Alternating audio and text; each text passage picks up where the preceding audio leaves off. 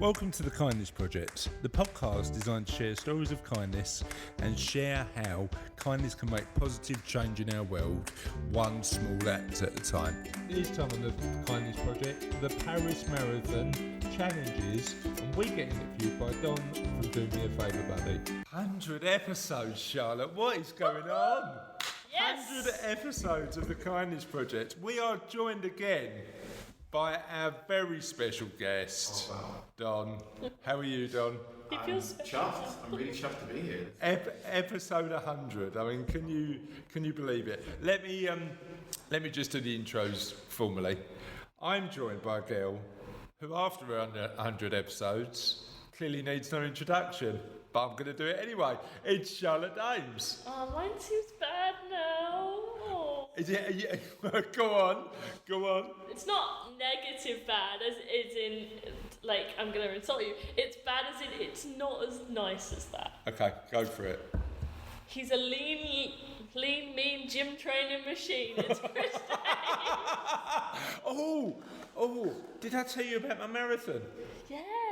Oh, I'm doing the marathon next year. I'm quite excited about that. The London one this time, not the Paris The one. London one. I've got to tell them my I'm sure I've told this on the podcast before, but when I did Paris Marathon, Don, I did it and didn't train enough for it, so I was slow, right? Yeah. I did it, got round, but there was a couple of experiences on the way that were quite interesting. So first one was when I was at mile 14, and I had my phone, and Cassie, my wife phoned me, and she was with the girls at, were you by the Eiffel Tower? We were about 15, 16 meters. Meters? I wish. Yes, you're running 26 meters today, Deb. I've got to come and shoot. I could have lived with 26 metres. But I got a call from Cassie saying, there's a man in the tutu that's just run past, where are you? And a man with an Eiffel Tower on his head, where are you? So I'm clearly that slow, Don. Do you know what I mean? The fun... carrying the Mona Lisa frame round her like that. Oh, she ran. She was quicker than me as well, was she? Amazing. So I was slow. And then I got a couple of miles on, and I found the Parisians super sophisticated, but not as enthusiastic as you'd expect in London. So there was a lot of people clapping from cafes as they sipped to wine, and a lot of people sort of giving you a sort of polite round of applause. Tepid's the word. Tepid as the tea in my swimming pool. But there was one guy who was super annoyed that these runners have come to Paris, and he was clearly out to get his breakfast, wanted to cross the road to get back to his house, and had a baguette in one hand and his breakfast in another. And instead of waiting for the runners to go past, he decided to cross whilst waving his baguette, just as I was running past, and he almost hit me with his baguette, right? So I come back, and I get to the end of the marathon, cry my eyes out because I've done it, and it's actually quite an emotional experience. Went back to see the girls, went home, we drove back a couple of days later, didn't we? Yeah. And the next day I'm seeing my first client. So sitting down with my client, and he says to me, how was the marathon? And I go, amazing, but I did get attacked by a man with a baguette.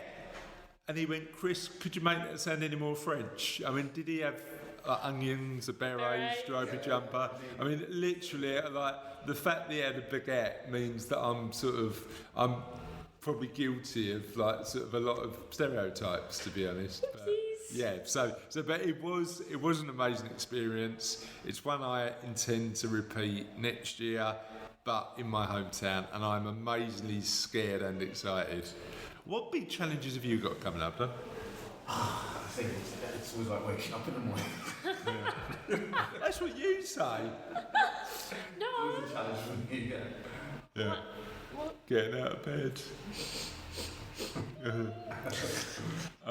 So we are as a podcast officially quite old now. We're 100 episodes in.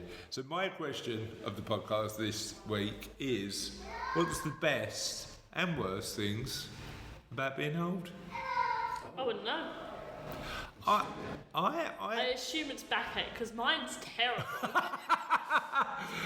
So, Charlotte, what's the best thing about being old?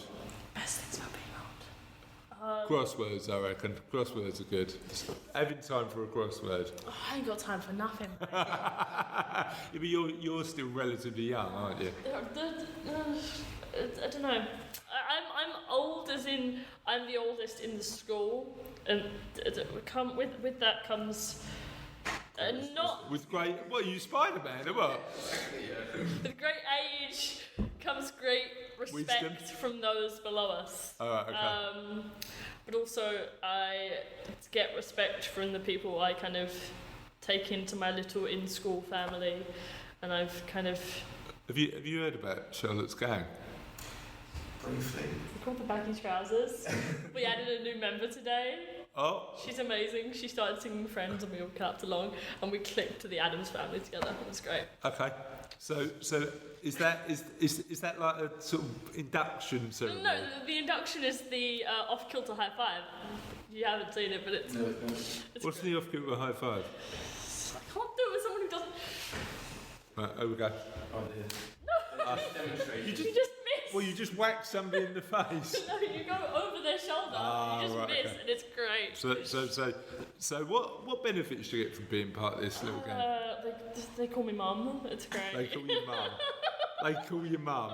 This sounds like a protection racket. It does. It does. How much do you charge? How much do you charge? Nothing. All right. I just kind of, if they look sad, I go and give them a hug. Ah. And if they're hungry, I just give them some food.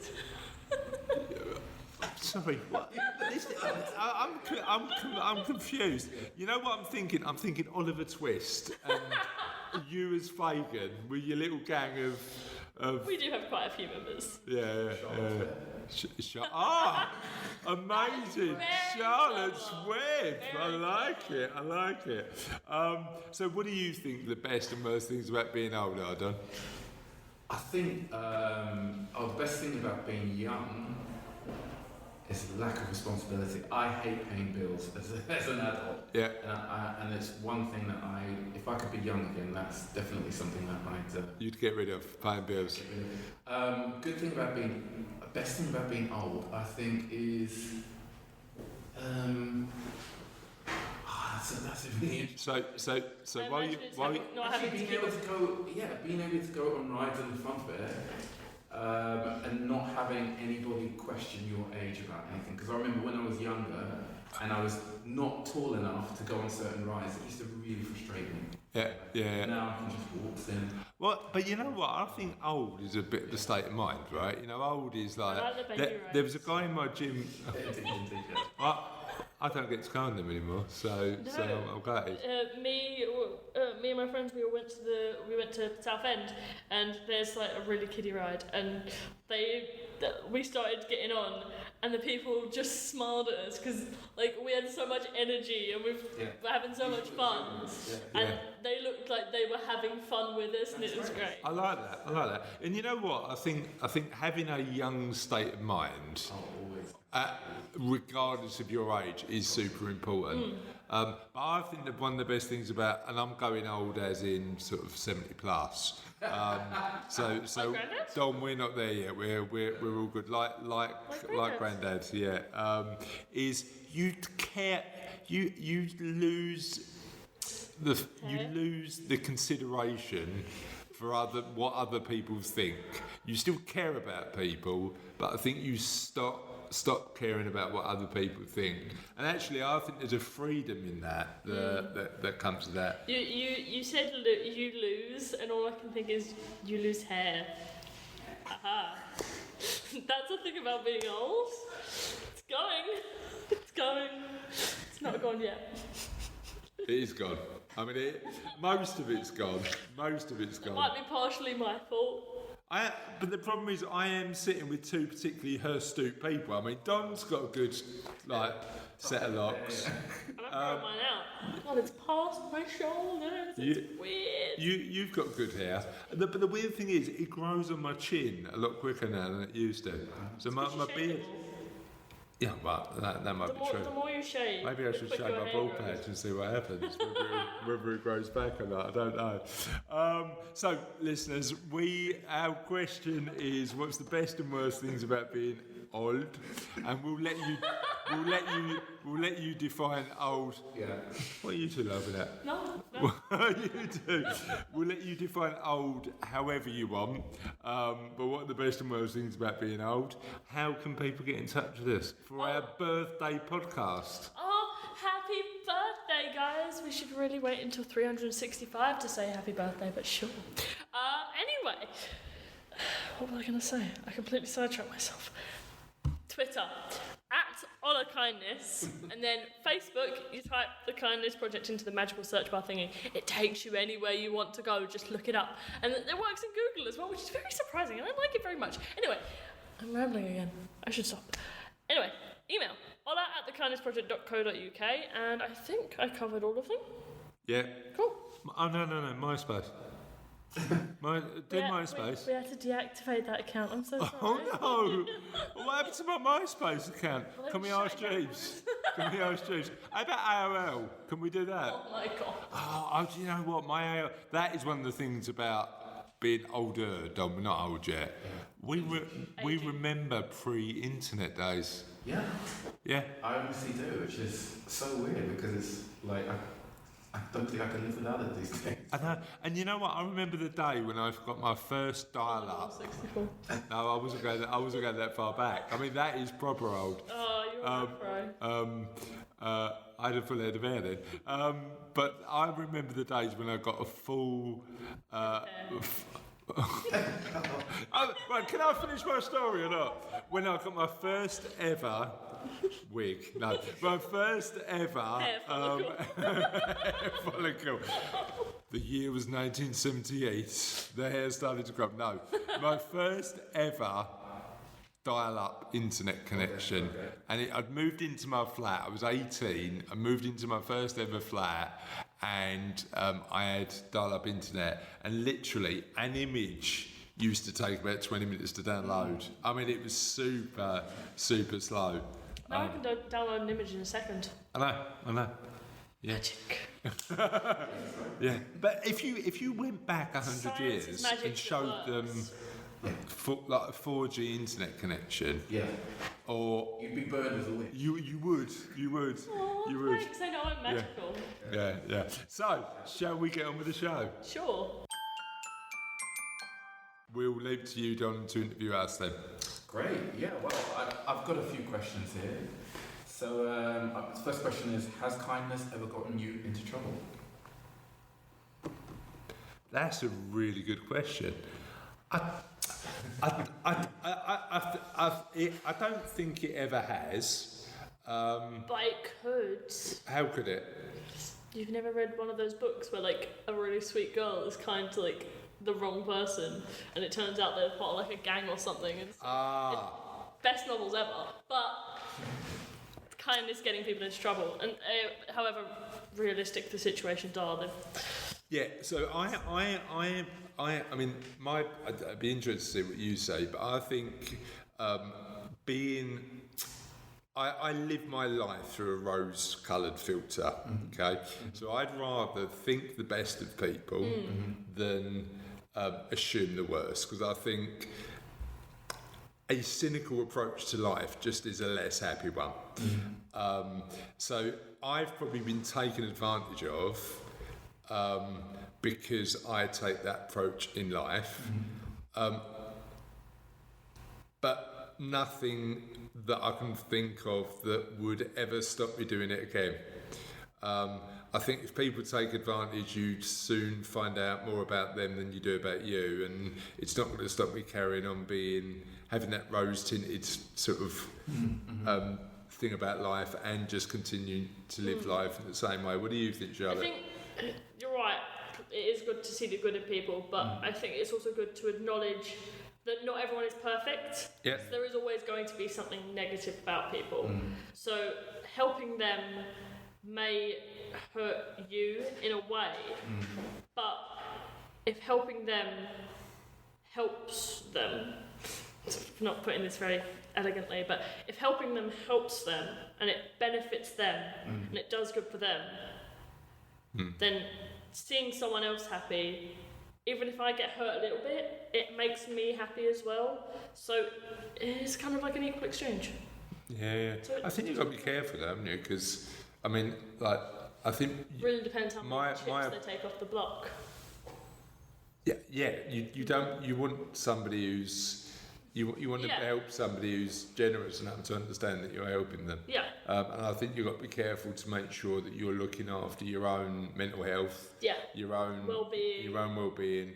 You know, that I always go back to that analogy of putting your oxygen mask on first to make sure that you're okay, so that you can help more people. Yeah. Because without doing that, I think it's difficult to do. But I've never ever got in trouble. I think I might have offended people by just offering to help. Like sort of like I have offered to help an old lady across the road who wasn't actually crossing the road, and she went, "What are you doing?" Like, what? Like, I'm not going that way. I was like, I'm sorry. But then you just walk on and leave it, don't you? It's not the biggest. It's a funny story to tell. It's not. Yeah, no is the answer. I mean, I once gave a homeless guy a bottle of Coke. I mean, I thought I was doing him a favour, and he picked up the bottle of Coke and threw it at me. So I there's a guy outside Fenchurch Street station who I didn't want to give any money to, but he sits outside the Superdrug outside Fenchurch Street, and every time I go past, I buy him a Diet Coke, and I know his name there is Steve, right? So Steve, I asked him his name first time, and every time I go past there I get my Diet Coke, but the second or third time I just went in and got him a Diet Coke without asking him, and he was shocked that I'd remembered that he liked Diet Coke. I mean, if I got him a Dr Pepper, I reckon I would have been in trouble. He might have slung it back, but yeah. You're saying other brands were available in that case. Well, no, Dr Pepper is a proper original, isn't it? But yeah, I don't think kindness rarely gets you in too much trouble. Hopefully not. Yeah. Kindness comes at a cost, but it doesn't have many consequences. What do you mean? I don't know, it just came to mind. Just something that it's less consequences and more benefits. Yeah, I agree. Like, there's always a cost of doing something kind, but it doesn't have to have a negative. But you know what? I mean, genuinely, I was having this. I interviewed a guy, a friend of mine actually, called Chris Budd. Interviewed him earlier in the week, and his interview's going to be coming up. And his approach to it is, and I agree with him on this particular point, kindness is actually incredibly selfish, because you benefit from the feeling you get from helping somebody else. Possibly more than the actual recipient of the kindness, and all the science, like all of the research, weighs that out as well. So I'm not sure it does. I mean, it might come with a small financial cost, but in terms of an emotional cost, if done right, I don't think it does, because you get benefits back. But yeah, it's an interesting one. My next question would be. What's been the highlight of all of these podcasts so far? Okay, one sprung to mind. Barry and Beryl. Barry and Beryl was an amazing episode. We were so tired. I mean, the weird thing is, because this is a hobby for us, Don, we've got to fit it around our lives, right? So often. When we record when after the working day, and actually I'm busy and Charlotte's busy, so we do it when we're quite tired.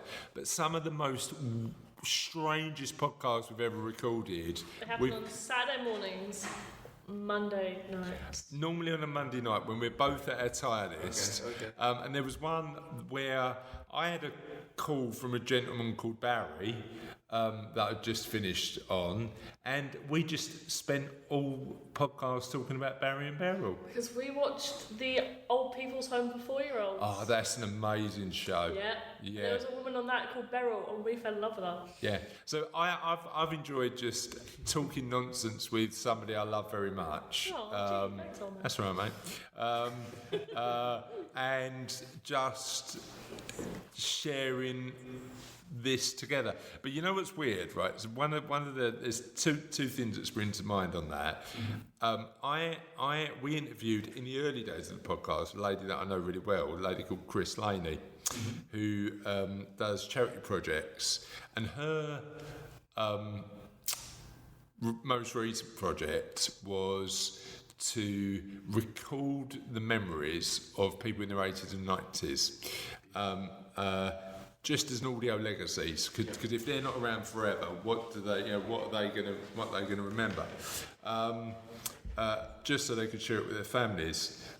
And I think this project, 100 episodes in, is going to be amazing if we listen to it in 10 years' time, or 20 years' time, or you show it to your kids, or like in 3 generations' time, what is it going to sound like? Probably absolute nonsense, the same as it does today, but even so. It's great. It's great. Yeah, no, it's great.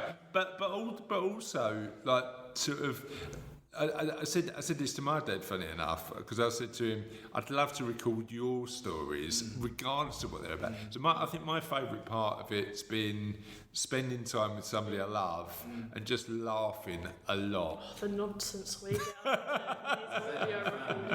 Just laughing a lot.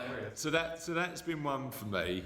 And because I get to do the majority of the interviews, the other one for me is the one that stands out the most is a guy called Hans, and he invented an app. Be My Eyes. Yeah, he invented an app called Be My Eyes. I actually downloaded it after reading the episode. Yeah, and it. Persuade someone to the dark. And if you, I know your ambition is to be the Uber of kindness. I think Hans's model is amazing. So that to me is one of my favourites. But there's so many people who are doing so, like, you haven't got to look far to find so many people doing so much good work in the world. And some of the amazing questions we ask and the answers we get, because I mean, we didn't think what's your favourite biscuit was so contentious, or what's the world's greatest Muppet. I mean, that got loads of Sesame answers. Street characters, apparently. Yeah. So there's been a lot of really funny, engaging questions that we've asked that where the answers have been genius. Or the puns, the business puns, right, that you were doing for a while. You know. I forgot. I see. The problem is because the problem is because we're 100 episodes in, we forget what we've spoken about sometimes. What was the business puns? Can you remember them? Like a store, but it's like a play on words, like I don't know. I do know what you're talking about. Or something like that. Oh yeah, we still play that game, don't we? What? When we go around and. No, he's talking about if you had to open your own restaurant. Exactly, yeah. Or shop, and what would you name it? Yeah. And everyone just came up with puns for names, and it was. It was very iconic. good. Yeah, I do remember that. No, that's amazing. So yeah, that's right. As a listener, what's your favourite bit of the podcast? I just like the banter. It's really. I like the banter. Oh no, should we do a baggy trousers mist high five? That's it, job done. Yeah. It's hilarious because I think, you know, it really separates the wheat from the chaff, you know, because you have to listen to it, and like I like the different tangents that you go on, and like you're desperately trying to pull each other back onto track. It's good to see this in real life. And failing to pull each other back as well. Yeah. We're just making each other more lost. Like, I'll turn left, you'll turn right, and we'll end up going like a helix DNA weird thing. Yeah, but yeah, it's good fun. It's good fun. So if you could go back in time and see each other just before you were doing the first podcast, what bit of advice would you give to each other? Don't be an awkward chicken nugget.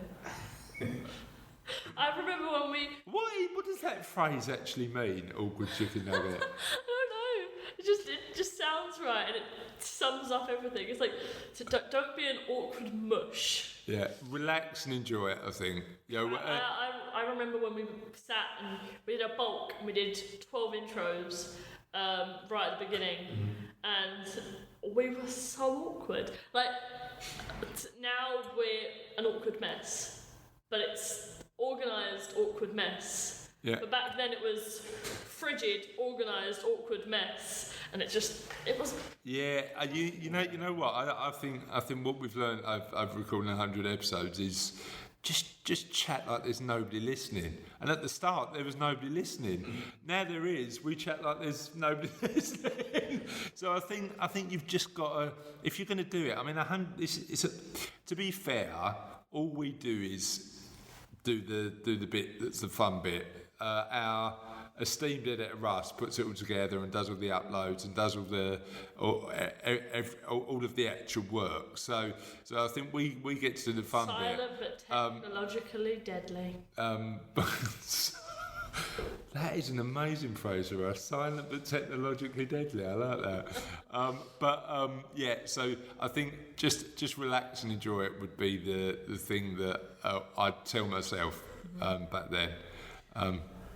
Which guest, dead or alive, would you love to have on the podcast? Alive is my answer. Dead is my You know, I'd love to meet dead. I've got so many. Right, so here's my list. Barack Obama, top. Okay. Barack Obama, for me, is, especially with everything that's going on politically in the world, is a guy who I think epitomised kind leadership and nuance and just smart. So Barack Obama would be Him and top. Michelle celebrated their wedding anniversary last month. Did they? How long have they been married? 17 years, I think. Okay. I follow Michelle on Instagram. Yeah. Is she good on Instagram? She's good on Instagram. Yeah. I like So Michelle. Barack Obama I'd pick, Bill Gates I'd pick, funny enough. One of the I'm writing the book at the minute. One of the chapters of the book is about kind leadership in business. And Bill Gates, I don't think was a particularly kind of leader in business, but his stories of the work he's done with the money he's earned after it is amazing. And on that particular subject, the guy who started Richer Sounds, you know, so they've just sold their business to their staff.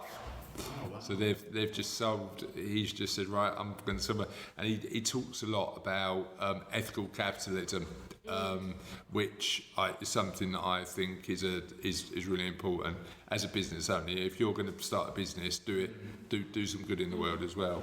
So that would be mine. Who would you have? Mine, I don't know. God. I'd love to hear Stephen Hawking's opinion on kindness, but I was really sad when he died because, I don't know why. He's a cool dude. Now he's gone. Stephen Fry, Stephen Fry would be an amazing guest. But also the guy, and we've reached out to him a couple of times. The guy who started The Big Issue is a guy called Sir John Bird. I think he'd be interesting because, again, it empowers people to take ownership of their own lives. I think it's The Big Issue is an amazing innovation. Who do you think we should interview, Don? Who should we have on? Who should you have on? I think you should have somebody controversial, somebody that's not known for being kind, and maybe you could ask them why they don't want to live that way, Yeah, well, I mean, it's interesting because you think about, I think we're all guilty in our lives of sitting inside our own bubble sometimes and having a conversation with somebody who potentially doesn't believe in kindness. Yeah. I mean, you know what's weird, right? Like Scrooge. Scrooge. Well, Scrooge McDuck. Yeah. But weirdly, my dad said to me, we were away in Gibraltar a couple of weeks ago, and my dad said to me, I still don't get what you're going on with all this kindness business. I was like, well, what are you talking like? It's kindness, but his perspective on life is just different. Do you know what I mean? Not very progressive. No, I know, but again, Sorry. When it's somebody you love and respect, but completely disagree with about life approach, you've got to turn around and say, I sort of understand where you're coming from, and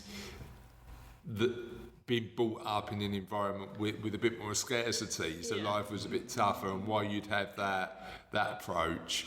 But I think, living your life with kindness. I mean, what I wouldn't have is somebody who'd come on and not engage in a nuanced, intelligent debate.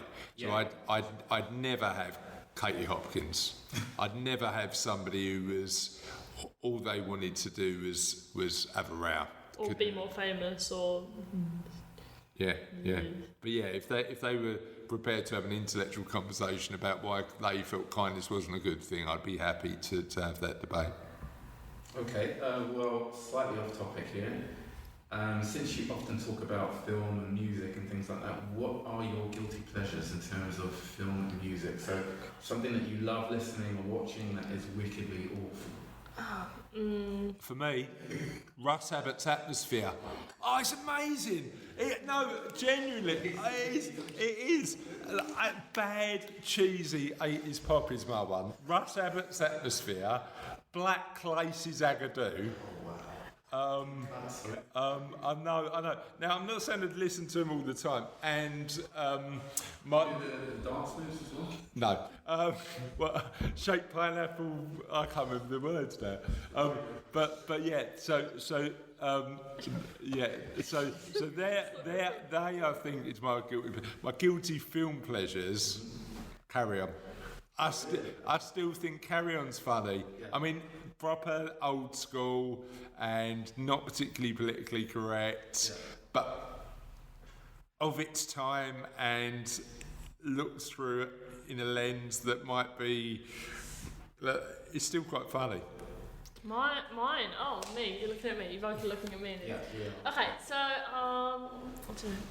As a kid, when I was like 10 or 9, my guilty pleasure used to be classical music, like Mozart, Beethoven. We went to the proms once. We went to the proms. Yeah. Now it's.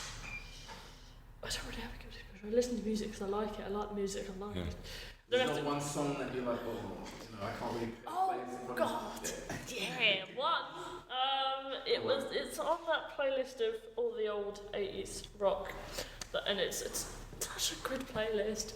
But there's just one song that's really out of place on the playlist. It's just called Stacey's Mum. Oh yeah. And I love that song, and I hate that song at the same time. Yeah. Stacey's mum is. Stacey's mum has got it going on. Yeah, it's about a teenage boy who fancies his. But the beat is just really infectious, and I find myself bopping to it every time it comes on. I'm like, should I skip it? And then I know all the words, and it's not. My other one is this the way to Amarillo? Every night I've been hugging. So yeah. Joe. Oh, Cotton Eye Joe. There are so many. Yeah. There are so many. TV shows or movies. I binge watch all the stuff from my childhood. So I shouldn't still be watching stuff like Pokemon and Digimon and Yu-Gi-Oh, but you know what? I've seen all of them like 3 times at least. Yeah, they're pretty good. So all the characters like. Woo! Yeah, and for me, Fraggle Rock. I mean, I'd watch Fraggle Rock. Never all hate day yourself for watching Fraggle Rock. I don't. Oh, can I have that on a T-shirt? I don't hate myself for watching Fraggle Rock. So, Don, what's your guilty pleasure? I would say, do you know what? I do have a penchant for really cheesy 80s stuff. Yeah. I can't lie. Yeah. You just find yourself humming along to, Bonnie Tyler or something like that, Bonnie Tyler. I had I Love your bed. Yeah. And it was grand, and it was stuck in my head all day today. It's true. Yeah. Songs that are just. But the weird thing is, I mean, I've got this Spotify playlist that is like super diverse. So I've got everything on there. Yeah. From Stormzy, I've got a bit of Ed Sheeran on there. I've got loads of 60s and 70s stuff. I've got some jazz. Any Lucy Spraggan? I've got Lucy Spraggan. Yeah, I've got Lucy Spraggan on there. But I've also got some really cheesy 70s and 80s on there. And I think it's great for karaoke. Oh, it's amazing. So let me just tell you a quick story about that, right? So we're going to go back to Japan, right? Oh, and I thought we were going back to Firestarter. That's a great song, man. Nothing to be guilty about. Not me, not him. No. So Grandad's. right. So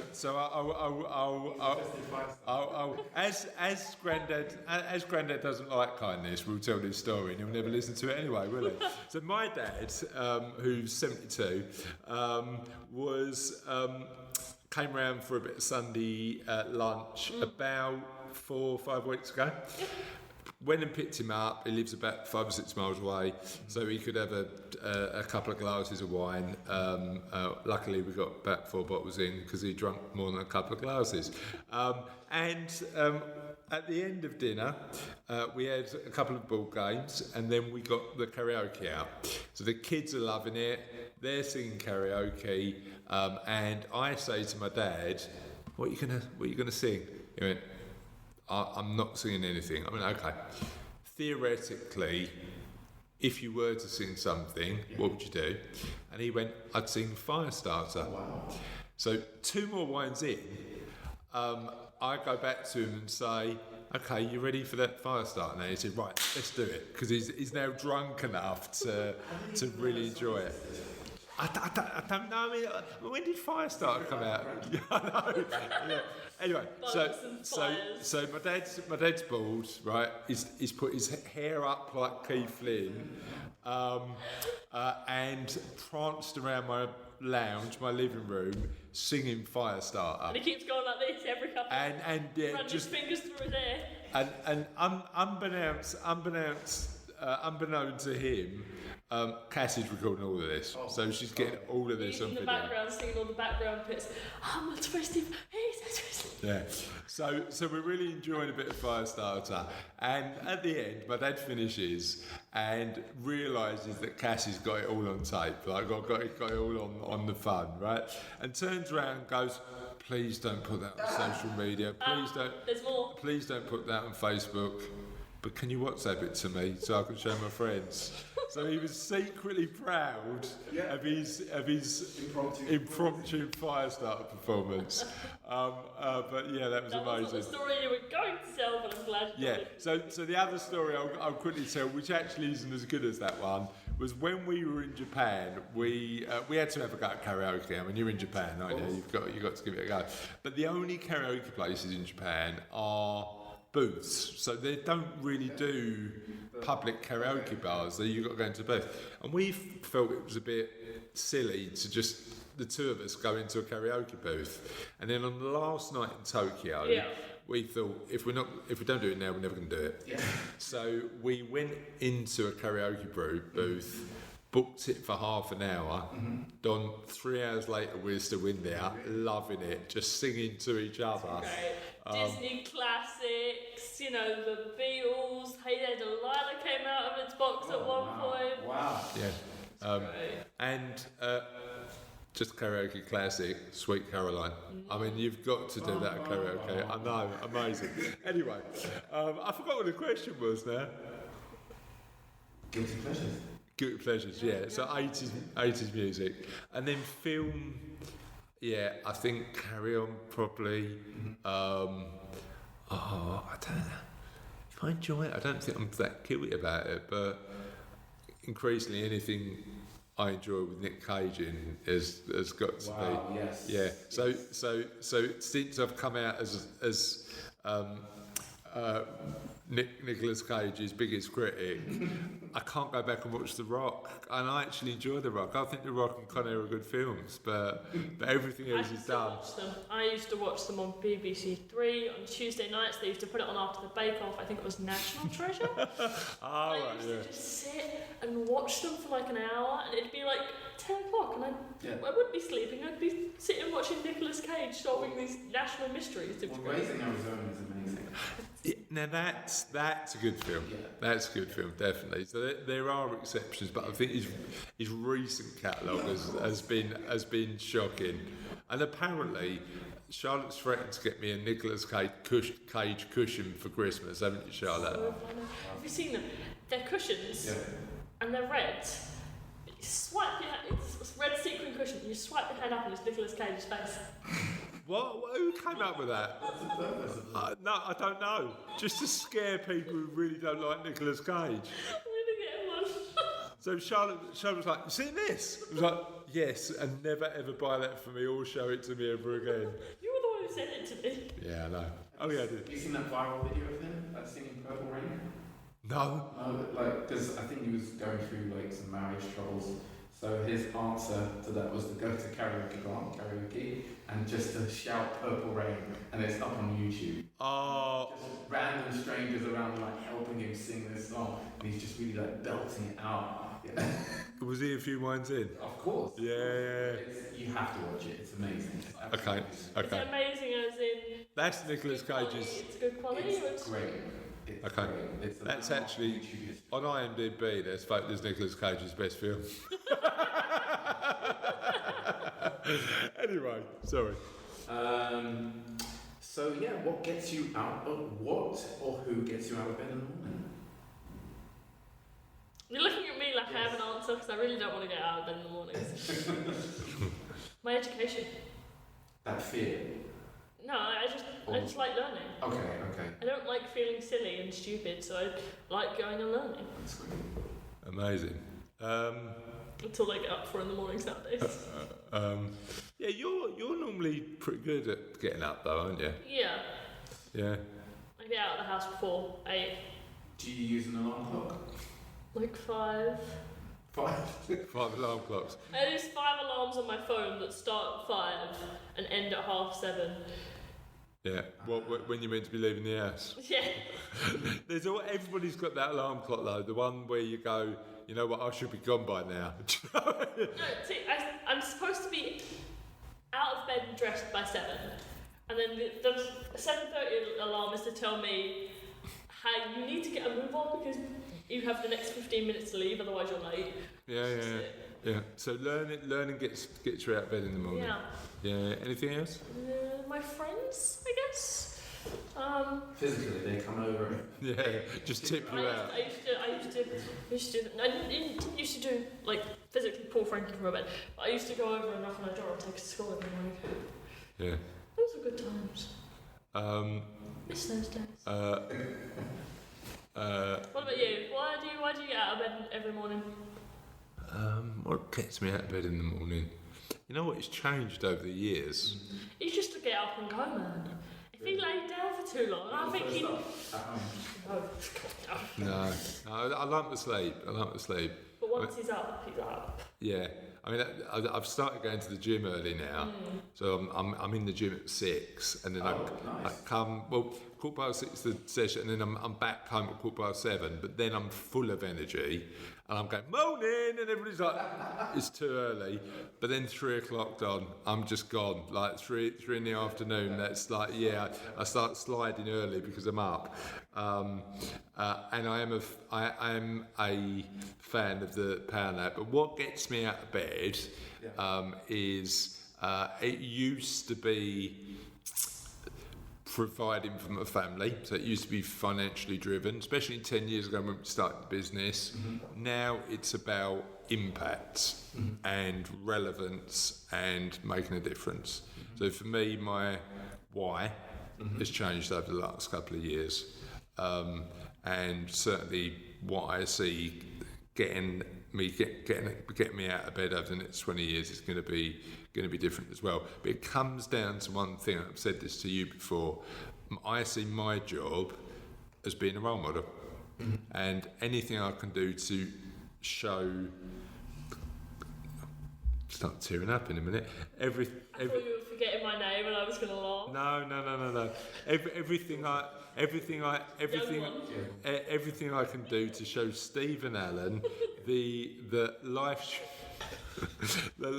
My name is Bob. You know what? You genuinely. I'm Barry. You're Beryl. You almost got called Albertina. That's no word of a lie. Because my granddad's mum was called Albertina, and he suggested that you should be called Albertina. I would have just got my Bertie. Yeah. So for me, the driver is to be a good role model. Now, when the kids are grown up, I think the driver might change, you know, but certainly, and for me, it's just about showing that the kids can have fun, do well, do good, always be fair, and always be improving. And they're my 4 values in life that mean the most to me. So yeah, that's what gets me out of bed in the morning. How about you, Don? It's fear, actually. It's fear that, you know, there's certain things that I want to do, and it's just fear of like not being able to do them. So I really just kind of spring up bed just to get things going. Yeah. So there's I read a lot of Stoic philosophy, and there's a really good Latin phrase that I like called memento mori, which is remember death. Yeah. And I think it's important to remember you're not going to be around forever, so you can get stuff done. Yeah. But I think fear can be paralysing, but it can also be motivational. No, definitely. It's really like, I know there's things that I have to do and I want to do them. I want to do them well. So that's the thing that helps me kind of leap into the morning. So Charlotte, I wanted to ask you, what are the best things you owe your dad? That I owe him? Yeah. Shall I leave the room? Well, it's so much easier if it's things he owes me. I'm just kidding. Yeah, that'd just be cash, wouldn't it? Yes. That'd just be... you haven't owed me cash since... Tuesday. Oh no, Mum paid you, didn't she? Yeah. Yeah. You haven't owed me cash since I was 11. You paid me back that £90, it's fine. God, what do I owe him? My life. I think that one's obvious. A lot. I think because a lot spinning around unintentionally here. Because a lot of it's almost like I've got 2 worlds, and 1/3 of one of those worlds belongs to him, and it's his. So I owe him that, because that is, even if it's only 1/6 of my life, it is still a chunk of my life I don't think I could do without. Very poetic. So what specifically, what's in that 6? Omelettes. Omelettes. Which I'm not a big fan of, but you know. Oh. You're really selling this, Charlotte. Yeah. My love of books, I think, comes from you. I wouldn't be surprised if my love of computers came from you either. Or I like travelling. I like travelling with you. It's good. Cool. It's cool. Cookie cool. Cool. Good. And to you, how would you answer that question? What does he owe to me? Yeah. Absolutely nothing is the answer, to be frank. No. Very right, mate. What do I owe Charlotte? Charlotte makes me proud and makes me want to be a better person. Is the answer. Like she doesn't realise often she does stuff that is. So Charlotte did. Because Charlotte wants to be a journalist, she did a week at Financial Magazine and wrote a amazing opinion piece on financial education a couple of weeks ago, and it got top story of the week in this particular magazine, was brilliantly written, well argued, got loads of good feedback, and I thought it was amazing. And I said to Charlotte, it was amazing. She went, yeah, it was all right. And it was like, you just don't see how amazing you are. And she just makes me proud and makes me want to carry on, hopefully contributing, even if it's only a sixth, Don. I thought it was a bit more than that, to be honest. It's a big world. You're lucky. Some people don't even get on 100. Well, I'm lucky I get a sixth. No, I can live with a sixth. I'm happy with a sixth. But yeah, so yeah, the fact that she makes me proud, that helps me try and get better. Do you need tissue there, mate? Is it dusty in there? It is. Yeah. Somebody just poked my eye with a fucking drinking horn. No. Yeah. So yeah, it's that. The eye poke was an interesting Comic-Con. Yeah. So yeah. So we. It's basically that. But I mean, I'm lucky, Dom, to be surrounded by three amazing women. Like Sophie's amazing, and Kat, like Mum, is brilliant, and she. So everything we do, we couldn't do without our little team. And we call ourselves, this is cheesy, I know, but we call ourselves Team Dames. Like, we call ourselves, we are a little gang of people who support each other. But yeah, it's good. But you've got quite a close family, haven't you? Yeah. I mean, 2 younger sisters, my mother, and like extended family around us. We're pretty close. I think you really have to have that in order to kind of sort of share the love as well. Yeah. Well, you need to know that somebody's got your back, right? I think that's important. You know, through thick or thin, who's got your back. And I know, like, we've got that in our little gang, haven't we? So Our little bubble. Our little bubble. Yeah, it's all good. Great. And let's see. All right. Oh, here's a bit of a tough one here. So, what, in your view, is the opposite of kindness? Is it hatred or is it apathy?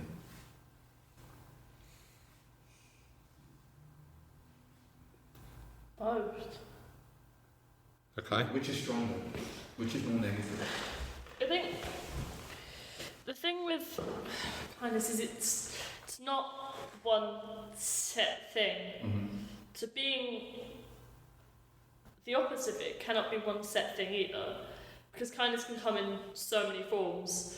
So could the opposing force. If that makes sense. Am I talking nonsense, or is Keep going. like hatred is against kindness? Mm-hmm.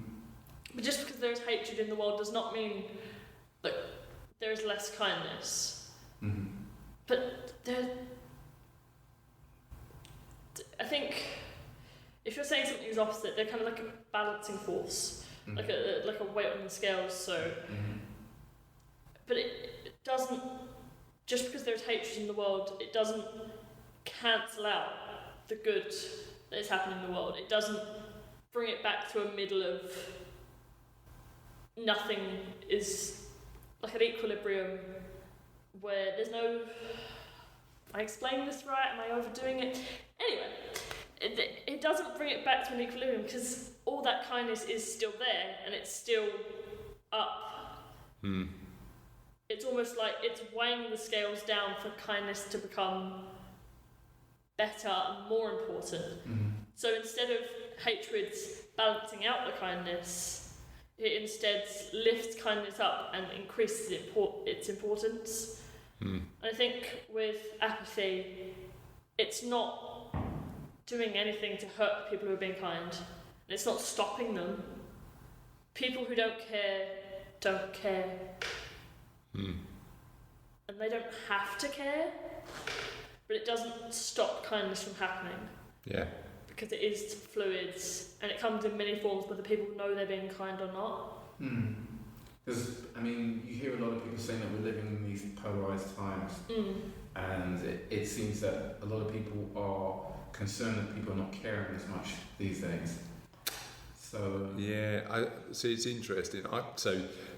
To answer that really binary question, I think hatred is the opposite of kindness. Okay, but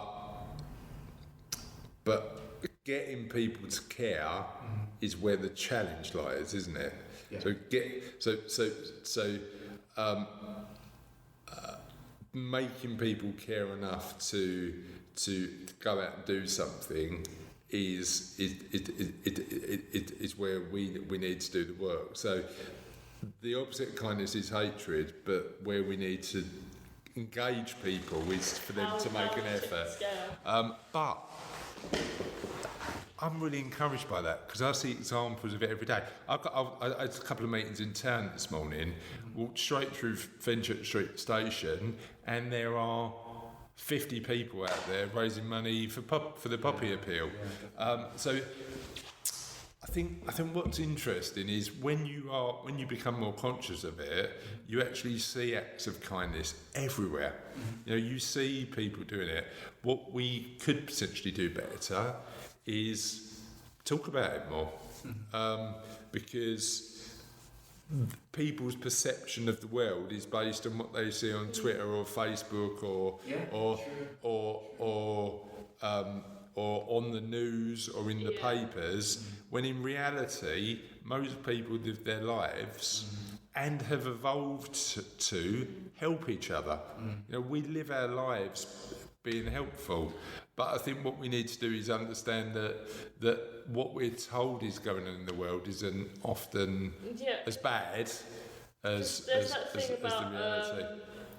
In reality, newspapers put negative media on the front covers because it actually sells more.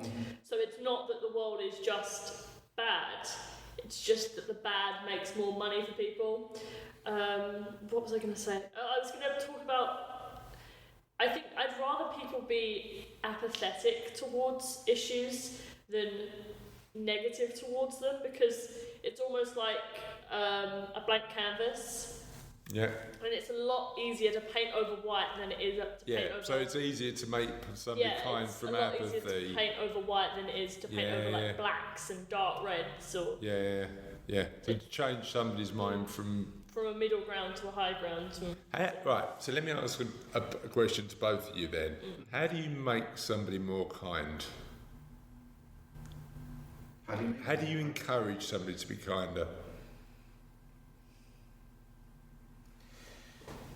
I think you have to frame it in a way that they can be receptive to. Yeah, because it really does depend on the person. Yeah. It's like some people see things in a certain way. Like if someone saw things in a calculative way, explaining it to them emotionally wouldn't be a way to approach it. Yeah, you got to get on their frame of the world. You could explain it in the scientific way, or use metaphors that make sense in their heads, because everyone's heads work a little bit differently, and I think you'd have to take a different approach with each person. There's no set approach, but I think for different types of people there are certain approaches that you could take that could work based on the type of person they are, agreed, and the type of personality they have, and the type of way they think.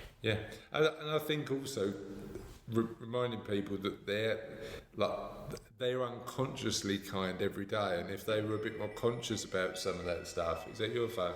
No, if they were unconsciously kind every day, there would be a situation where they're likely to continue to do that. So I think that's a really challenging question, that one. And I think the mic missed at least half of that statement. Well, because I was rolling my chair over there. So I think talking about kindness, communicating kindness, sharing the stories of kindness, but also reminding people that we have evolved. The reason that we have evolved as successfully as we are is our ability to work together. That's what humans are amazing at. And what we're less amazing at is and doesn't do us any favours, is destructive and hateful forces. I mean, there's an amazing documentary that I'm watching at the moment called Why We Hate, and it's an exploration of the emotions we go through when we feel hatred, and they did an experiment where they looked at chimpanzees and bonobos in the Congo, and these chimpanzees and bonobos have evolved in different ways, very similar, but have evolved over millions of years in similar ways. And the bonobos are more nurturing, more caring, because they live in a more abundant society. They know that they're in a position where they've got food and water and access to everything they need. Mm-hmm. The chimps are actually quite violent because they're living on the side of the river that's less abundant. Now, we as humans live in a massively abundant society. If we live in London, if we live in England, if we live in a Western culture, we've got everything we need, really. Okay. But we're told that it's scary. We're told that it's bad. We're told that it's not a great place. And I think if we recognise that we're lucky and we're grateful for what we've got, that would allow us to be more like the bonobos and less like the chimps, and be more kind. Yeah, you're right. I think, just to add to that, not only are we told about these things, we're told that the reason why we're unhappy is because of other people, you know, and that is really something that we have to be mindful to combat. So I wanted to ask you actually, how do you both stay so positive? How do you stay so hopeful with all of this going around us? So I mean, that's an amazing question. So for me, I've worked really hard over the last few years. So I'm a amateur social psychology student. I love psychology. I read loads about it. You more than likely find me with a book talking about nudge theory or growth mindset or aspects of psychology. I'm often reading. Behavioural economics, I love it. I mean, Richard Thaler's stuff is amazing. So I read loads and loads on that, and I believe in positive psychology. I think positive psychology, science-driven positive psychology, evidence-based positive psychology allows us to live happier lives. So for me, all of that research alludes to the fact that, you know, I'll keep at it. Now, weirdly, I'm not religious at all, but the other thing that supports me is Stoicism. I read a lot of Stoic philosophy, and focusing on what I can change, ignoring a lot of the noise, and not worrying about factors that are detrimental to my life is a lot of what Stoicism teaches, really. So that and I know people where faith is important, and I know people who find that positivity and optimism through God. Super cool with that. Happy if that's the route they want to take. For me, it's science and philosophy that gives me my perspective on life. How about you? I think what you're saying about science, and I think it's all about having an open mind, because like if you have this mind where hate is hate and that's all that exists because that's the focus that everyone else seems to have, I think you need to. I tend to try and focus more on, like, yeah, everyone has bad days, and I tend to try and focus on, instead of the way we are now, the way it can be improved. So it's like, right now I'm doing my exams, let's use this metaphor then, and I'm going to get my results back tomorrow. And instead of thinking about that, I can use that as a sort of springboard, because I can work off that to try and improve. And it's similar with the world, because yes, there's negative going on, but what do we do to change that? It's not about fixating, okay, this is terrible, this is all I'm going to think about now. It's, this is terrible. What action can you take? What can we do? Yeah. And it's less about focusing on the dark to try and. It's about seeing the light in the dark and expanding it with your mind and your actions. Yeah. No, I really like that. But also, life's meant to be fun, right? If we've only got 100 years on the planet, let's make the most of it and just have a laugh. But Let's go dive off some more cliffs on zip wire. I did get in trouble when I climbed down those cliffs in Scotland, though, didn't I? Cass was like, "No, don't do that."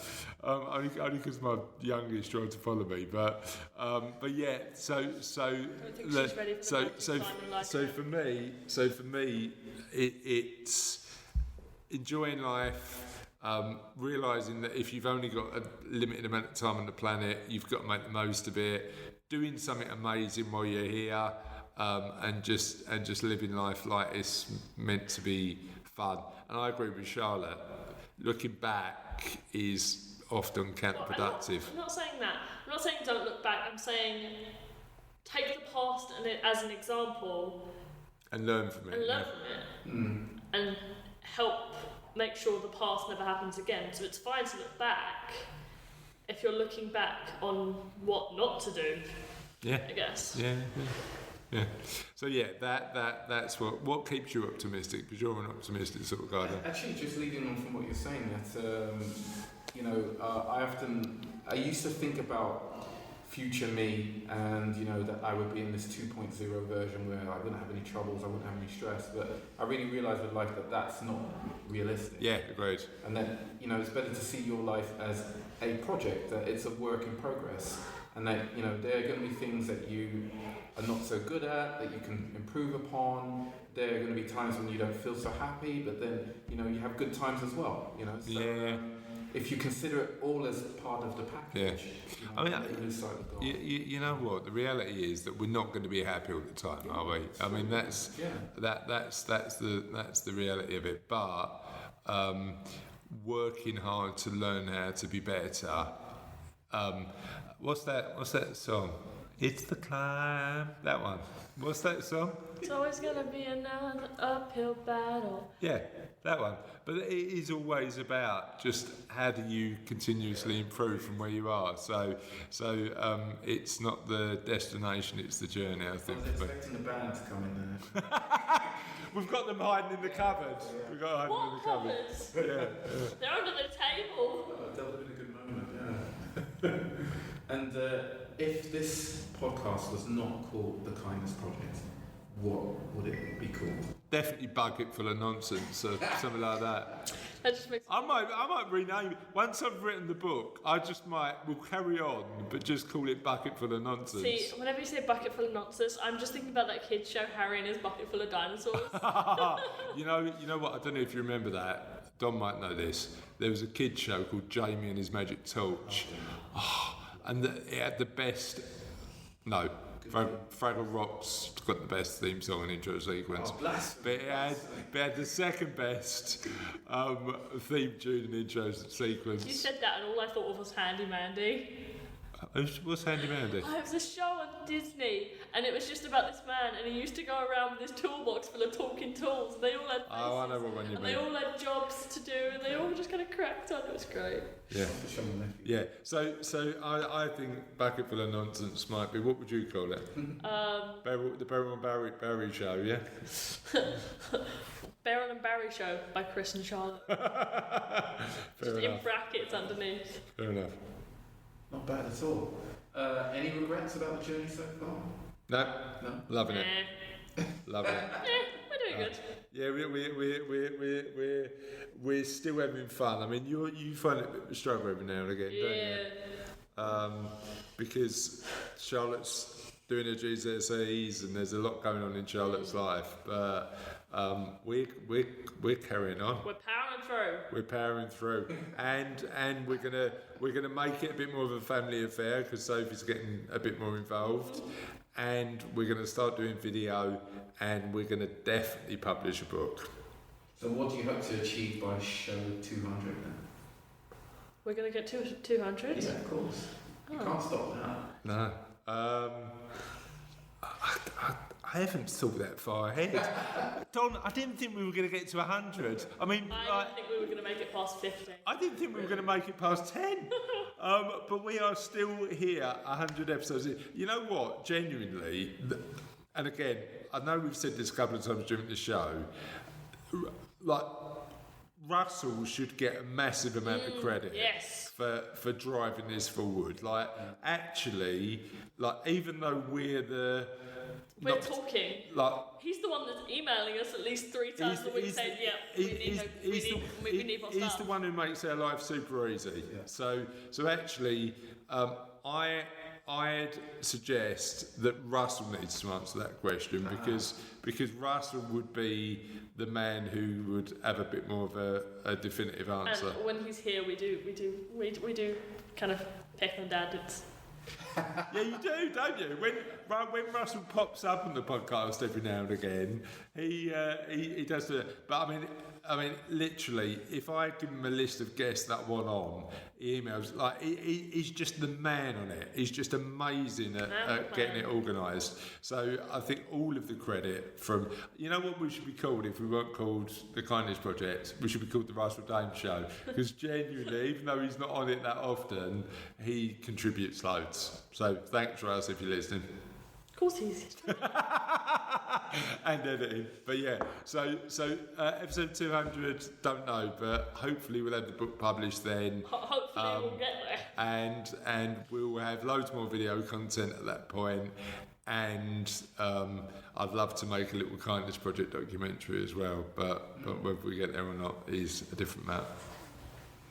And if somebody is listening to this podcast for the first time, sorry. Go back to the start. Yeah, what would you say is a good way to be more mindful about kindness? How to be more kindful? I like puns too. Mindful about kindness is kindful. Kindfulness. This is the kindfulness project. This is the kindfulness. Yeah, that's what we should name it. I think just try and perform a free act of kindness every day. And the one that I'd start with, and Charlotte always tells me off for doing this, but one thing I'd start with is smile at people more. I know it will feel weird, but I've never smiled at somebody. They might look away every now and again, every 1 in 5 occasions, but most people just smile back, and that's until they frown at you and they're looking at you like you're creepy.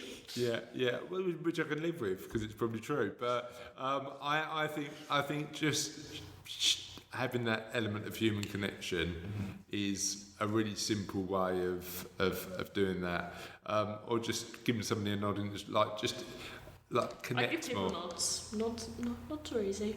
You know what? When I'm out running, runners are good nodders, aren't they? Yeah, there is a runner's nod, like a respectful. Yeah. Good work, mate, and you just carry on. But I think that's just because they're running, they're going like this.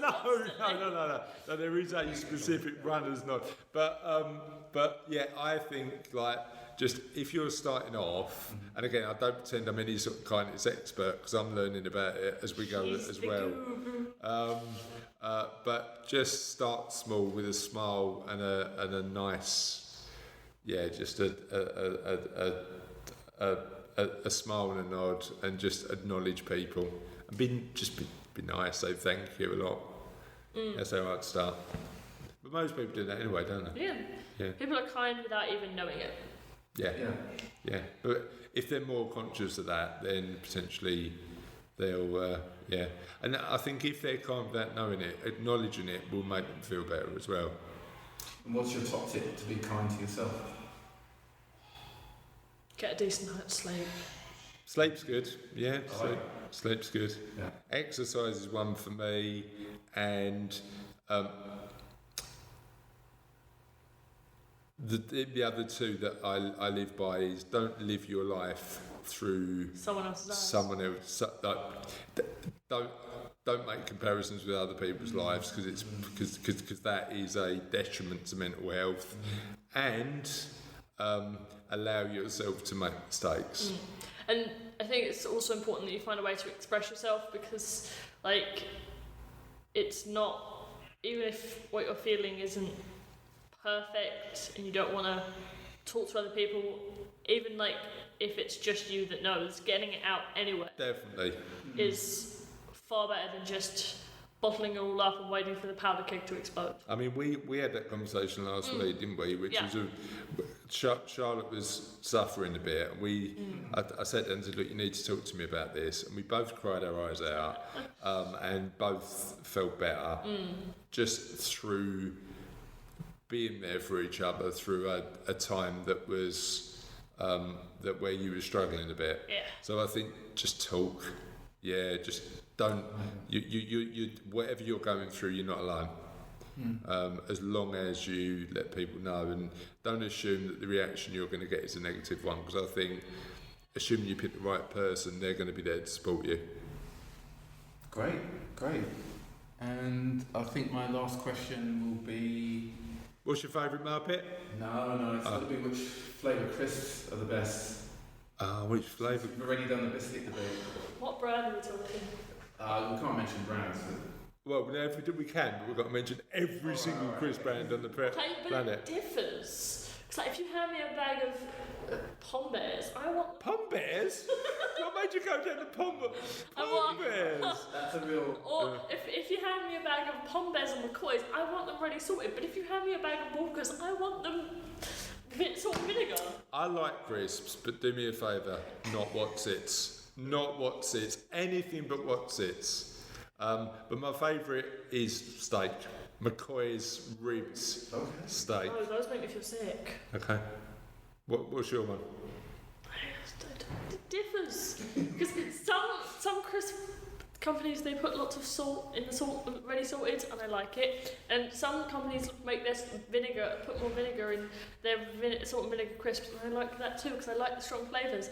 But like some companies, they just do it really muted, and I don't like it. But I like Pom Bears really salted, if anyone's... Pom Bears really salted. Can we, you know what we should do, right? Instead of worrying about, like, mentioning everybody, we should properly plug a particular... So, should we mention Pom Bears 100 times and see if we get sent some Pom Bears? Pom Bears. Really hungry for some Pom Bears, guys. Oh, you know Not what? chicken nuggets anymore, Pom Bears. I don't know. I don't know. I've got a bit of a Pom Bears fetish, and I really respect Road podcast mics as well. They're really good. So I wonder if they could get another mic. Yeah. I quite like driving a Mercedes as well. That's quite good. Other cars are available, they're just not as good. But yeah. We really love Apple phones as well. No. You know what's weird? I've gone off Apple. I used to be a Mac guy, but now I've gone for a Google phone and I'm loving it. Thanks, Google. Send what you like. Podcast sponsor. Yeah. Powered by Google. Here is the list of today's sponsors. Yeah. I don't think we should list sponsors, just stuff we want you to send us. Pom Bears. That's it. Highlighters. Yeah. And on that note, that's the end of this interview. Do you want the last word? No. Pom Bears.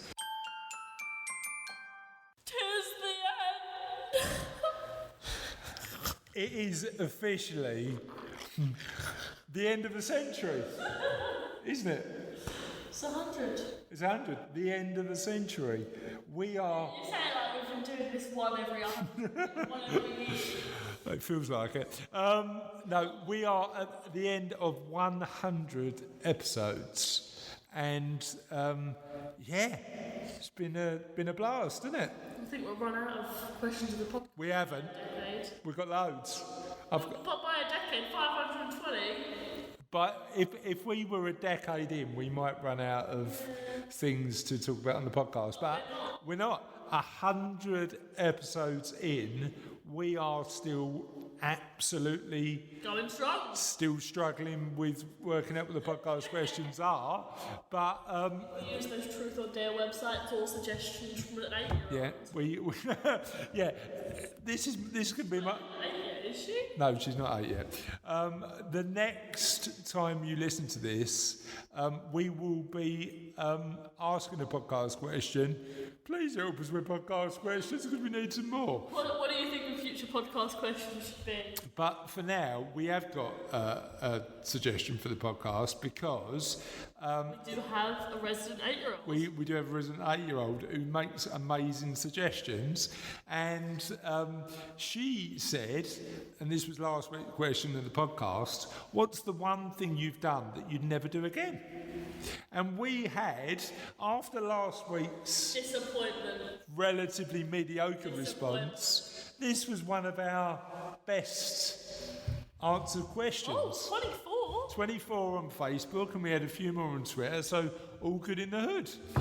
So that's what are you saying Never no say that for? again. All good in the hood. No. There you go, I just said it. Will it be one of those things that you're never doing again? Like our question of the podcast this week. Yeah. One thing you've done that you will never do again. What, say all good in the hood? Should that be my one? Yes, mate, yes. Can I stop saying all good in the hood once we finish recording this podcast? No, just stop. Okay, so David Penny on Twitter, @DavidPennyPRW, said the thing that he's done once that he'd never do again would dive in a dryer suit in the UK in February. Charlie Goodman said he'd never run or fall down Ben Nevis again. And Susan Pringle agreed. Ben Nevis, hot day, roasting hot day in the year 2012. The views were outstanding, amazing, jaw-dropping and gorgeous, but she'd never do it again. Amy Rowe would never go to a baby shower again. Me neither, Amy. Have you been to a baby shower? No. But I might go once just to say, never No. again. Sean Banks said he'd never do a bungee jump again. And Mrs. Stove said she's never putting up with other people's rubbish again. And then we had loads from Facebook. Andrew Berwick, friend of the show, said he'd never get arrested again. And he literally hasn't said any more than that. Selena Robson said she's never getting married again or running a half marathon. Selena did an amazing job about the half marathon. Loretta said she'd never bungee jump again. John Cook, friend of the show, said never get knocked over by a double-decker bus again. Sean Acton said never do a toboggan run with a hangover again. He'd do one sober, but not with a hangover. And Amanda Smead said never do a roller coaster hangover with a friend who was a little bit sick over everyone. Not nice. Mike Christie would never trust the wrong person again. However, how do you know at the time? And that's the thing we trust. You've got to give it for it to be broken, haven't you? Amanda Smead said never climb up a tree, to find you can't get down and need help from passers-by. There's a lot of laughing face emojis on the end of these. I know. And then Amanda Smead again said she's learnt a lot of life lessons throughout her life, old Amanda Smead, didn't she? Hey? She'd never paint a rusty old Mini with emulsion again. Mike Christie, never go to a gym Christmas party again. And friend of the show and Nan of you and mother-in-law of me said her and John would never smoke again. And then she had to clarify, I meant smoke cigarettes as opposed to burst into flames. I think we got that the first time, Robbie. Cheers. Cheers for the clarification, but I don't think we've ever assumed that you've ignited yourself. But Oh, wouldn't it be funny though? yeah, I tell you what I'm never going to do ever again, spontaneously combust. That's what I like. Oh, God. Kelly Barker said, I never want to break a bone again, especially because my shoulder has taken 18 months to recover. Not as bad as some spontaneous combustion, though. Sharon Atkins had another dead-related one, gym-related one. She said deadlifts. Chris Haycock, friend of the show, and one of our amazing podcast guests in the past, said homeless in the rain, it's horrendous, because he did live homeless for a little while, Chris, and that's why his amazing charity, look it up if you don't know about it, it's called Kip Bag, and he supports people who are homeless. They do amazing work. One question, have you ever spontaneously combusted, Chris? Heidi Ball, having a teenager, a 2-year-old and a newborn at the same time, bloody nightmare. Sounds like it. Not as harsh as spontaneous combustion. Lorna Waters said half marathon. And Marcus Tomlinson had an amazing one. Just one word. Quone. Quone. Don't give me that non-meat pretending to be meat. Quone. You can't fool me, you fake vegan produce. One word, quone. And Tracy Quintella has given us one that I think she knows she's going to do again, but has just chucked it in there. Dance on the desk at the Christmas party. Mind you, there's still a few Christmas parties to go, so anything is possible. So that sounds to me like one she might do again. She doesn't want to, but it could happen. And Friday Mystery said, I didn't ask. I now always ask when I'm at my most vulnerable for help. It opens up many doors. Yeah. I think that's a good tip to finish on, and a great way to end our High Five 100th episode. Thank you very much for everybody who's listened up to this point. Everyone who's listened to every single one. I'm wondering how you've done it. Yeah, I've endured it, you know. Yeah. Thank you. It's a bit similar to spontaneous combustion, I suppose. Thank you to all our guests who have come on, supported the podcast, supported us, just being able to interview so many amazing people. Thank you to all our listeners. Sounds like a bit of an Oscar speech. We've got loads more to say and do on the Kindness Project. We're going to be talking about what plans we've got next on future episodes, and we've got loads more amazing guests that we've already interviewed, haven't we? Yes. That we're going to be sharing far into 2020. So this week, please don't spontaneously combust. Have a lovely week, and we'll see you next week. Bye.